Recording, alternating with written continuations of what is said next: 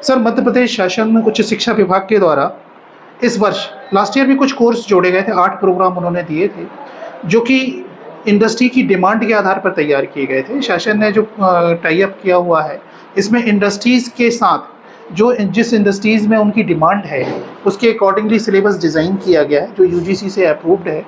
और ये पाठ्यक्रम जो है, वो ना केवल बच्चों को एक कौशल उन्नयन देगा, बल्कि रोज़गार से भी उन्हें जोड़ सकेगा। इसके अंतर्गत जो पाठ्यक्रम संचालित किए जा रहे हैं, इनमें इस साल कुछ वृद्धि भी की गई है।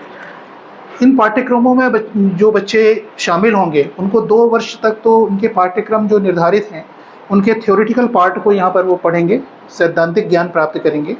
तीसरे वर्ष में बच्चा जो है, वो कार्यस्थल पर जाकर वहाँ पर कौशल सीखेगा और इसमें उसे 8,000 से 10,000 रुपये प्रति माह स्टाइपेंड भी उसे प्राप्त होगा। और जब इसका ये पाठ्यक्रम पूर्ण होगा, तो कैंपस के द्वारा उसके लिए जॉब अपॉर्चुनिटीज़ भी उपलब्ध कराई जा सकेंगी।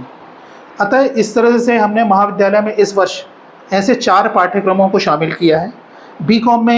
BCom in tourism and hospitality operation, BA में BA in tourism and hospitality operation. BCom में हमने जोड़ा है बीकॉम इन रिटेल ऑपरेशन, और बीकॉम में एक दूसरा पाठ्यक्रम भी हमने जोड़ा हुआ है, BCom in banking, finance service and insurance. और इसी तरह से बीएससी के बच्चों के लिए, जो बीएससी साइड में बच्चे आ रहे हैं साइंस के, उनके लिए हमने ये पाठ्यक्रम चयनित किया हुआ है, बीएससी इन मार्केटिंग सेल्स। ये 4 पाठ्यक्रम हमने इनमें शामिल किए हैं। और इनमें पहले विद्यार्थियों की संख्या सीमित थी, प्रवेश सीमित थे, 30 की सीट हम लोगों को अवेलेबल हुई थी।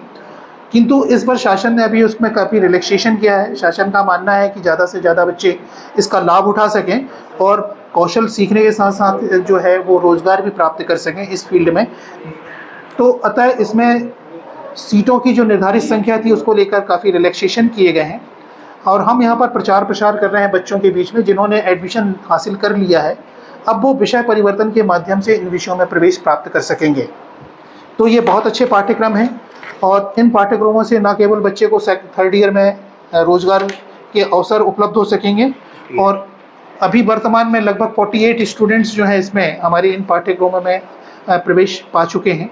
और हमारा पूरा प्रयास है कि आने वाले समय में, चूँकि बच्चों के बीच में अभी इसको लेकर बहुत सारी भ्रांतियाँ हैं, कम्युनिकेशन नहीं है, हमने लगातार पेपर न्यूज़ के माध्यम से, सोशल मीडिया में जितने भी बच्चों के व्हाट्सएप ग्रुप हैं, पेरेंट्स हैं, और हमारे ऑफिसर्स ग्रुप जो है ज़िले का, उसके माध्यम से हमने इसका काफ़ी प्रचार प्रसार किया हुआ है।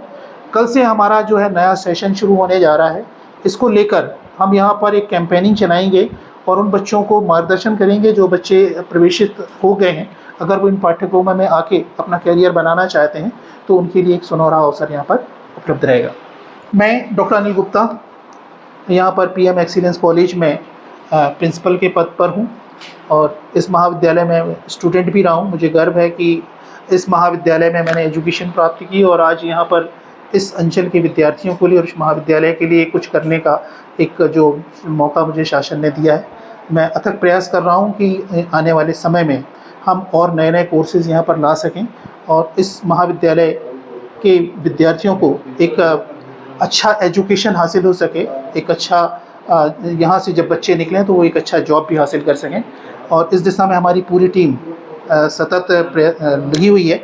ऑनलाइन प्रवेश प्रक्रिया के पूर्व हम लोगों ने डोर टू डोर हर स्कूलों में जाकर कॉलेज चलो अभियान का अभियान चलाया। ड्रॉप आउट बच्चे ट्रेस करके उनको कॉलेज में एडमिशन दिलाने की दिशा में प्रयास किए हैं, और यही कारण है कि हमारे महाविद्यालय की जो प्रवेश की दर है, वो हर वर्ष जो है काफ़ी अच्छी ग्रोथ के साथ है।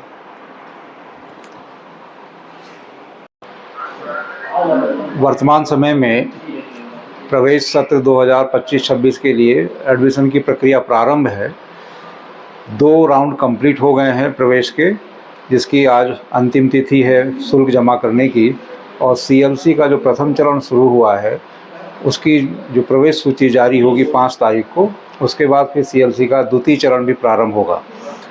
अभी तक उच्च शिक्षा विभाग ने पीजी कक्षाओं में प्रवेश लेने के लिए ये नियम बनाए हुए थे कि जिन विद्यार्थियों ने मेजर या माइनर विषय से ही यूजी किया है, वही बच्चे पीजी कक्षाओं में प्रवेश ले सकते थे।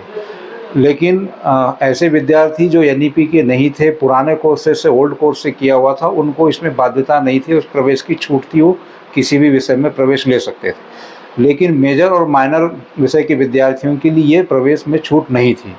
वर्तमान समय में शासन ने, विभाग ने राज्यपाल महोदय से अनुमोदन के उपरांत एक अधिसूचना जारी की है, जिसमें कोई भी विद्यार्थी जो मेजर और माइनर के अलावा भी किसी विषय में पीजी करना चाहता है, तो उसके लिए उन्होंने एक टाइम टेबल जारी किया हुआ है, जिसमें पंजीयन करना था उनको 30 तारीख तक, आज उसकी अंतिम तिथि है। हो सकता है अगले दौर में उसको और बढ़ाए भी शासन उसको। उसमें विश्वविद्यालय को उनकी पात्रता निर्धारित करने का दायित्व सौंपा गया है। इसमें क्या होगा कि बच्चे जो पंजीयन करा चुके होंगे, वो उनके बच्चों के फॉर्म सीधे विश्वविद्यालय की साइट पे चले जाएंगे। फिर विश्वविद्यालय से ही उनको एसएमएस आएगा, बच्चों को 11 और 12 जुलाई को संबंधित विश्वविद्यालय में उपस्थित होना है।